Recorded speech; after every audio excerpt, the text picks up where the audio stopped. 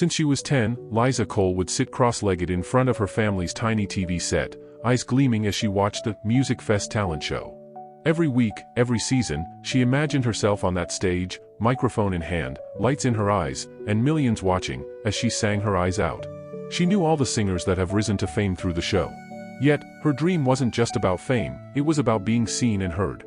She wanted to overcome the feeling of being invisible in a crowded world. Plus, it was her favorite show, so it would be an absolute delight to be watched too. Now at 22, Liza stood backstage at that very show. Her heart pounded like tribal drums beneath her ribs as the finale began. Only 2 contestants remained, her and a young man, named Broody Main. He was 2 years older than her. Broody was charming on stage, always smiling, always poised. Off stage, though, he kept to himself. Never spoke a word to any other contestant, even when the others tried to network and make friends with him. He was completely aloof, with deep eyes. Liza didn't mind. She was focused.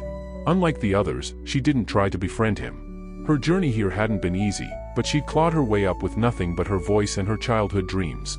What Liza didn't know was that Broody's smile was only skin deep. Broody had grown up hard and fast, raised by his sick mother in the underbelly of the city. When she was diagnosed with a degenerative illness, the doctors had spoken in terms of cost and urgency. $20,000 or she won't make it to the next year. So he prepared hard, and entered the show. Despite having a golden voice, he went in, not for the fame, but for the money. So he gave it his all. One song at a time, till the grand finale.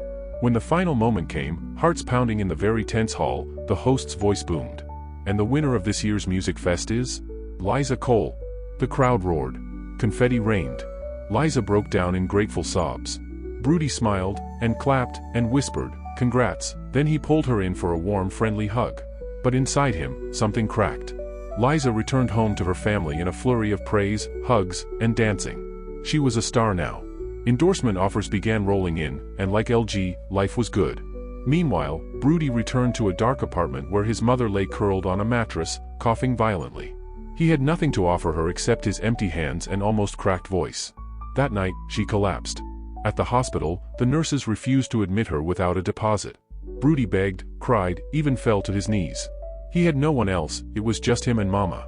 He had to save her. He couldn't bear to be alone in this world. One nurse, young and kind, said, "Just go, and find a way. We'll hold her here." Sadly, by the time he returned with a pawned guitar and the last of his savings, it was too late. His mother's body was cold. Grief twisted into fury as an image flashed before his eyes. Liza. In his mind, it was her fault. She stole the win. She stole the money. She stole his mother's life. And she would pay dearly for it. So he began to follow her. At first, Liza didn't notice the man in the black hood near the bus stop.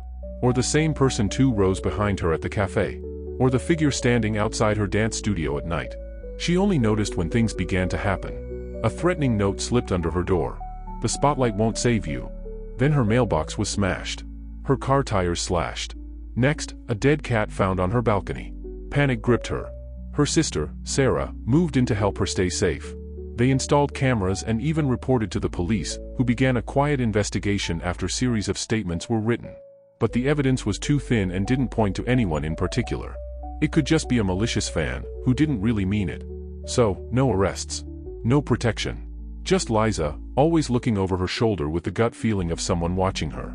One rainy night, Liza came home to a shattered living room window, and the silence of an empty house. She called out, "Sarah?" No response. Upstairs, the bedroom door was open. On the bed?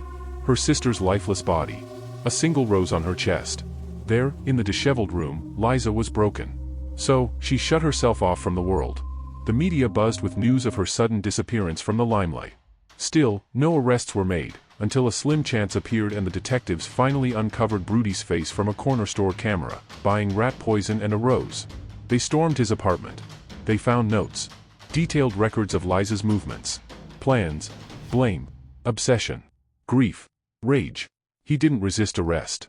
At the trial, Liza stood, shaking, and faced him. "You lost your mother. I'm sorry.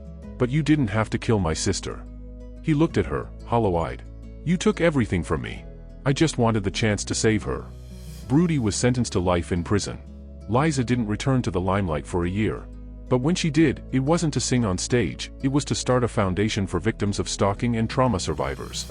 She dedicated it to Sarah. The show's organizers sent her their condolences and left the door open for her to return as their star whenever she felt ready. But she never did. The stage lights once bathed her in glory. Now, they shone as a warning. True, fame had made her visible, however, it had also made her a target.